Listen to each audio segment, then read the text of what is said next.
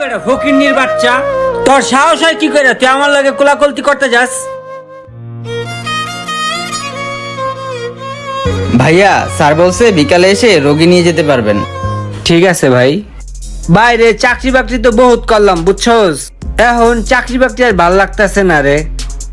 ভাবতেছি একটা ব্যবসা করুম, এখন কি ব্যবসা যে করি মাথায় ধরতেছে না। এলাকায় ব্যবসা করবি কর, কত ব্যবসায়ী তো আছে, তুই যেটা ভালো বুঝোস ওইটাই চিন্তা ভাবনা করে শুরু করে দে।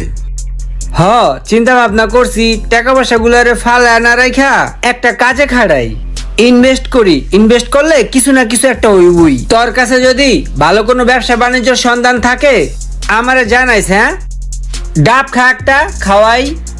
না না সমস্যা নেই, খা। আরে বেটা খা, কি হইছে? একটা ডাবই তো খাবি। না সমস্যা নাই, খা, তুই খায় চল।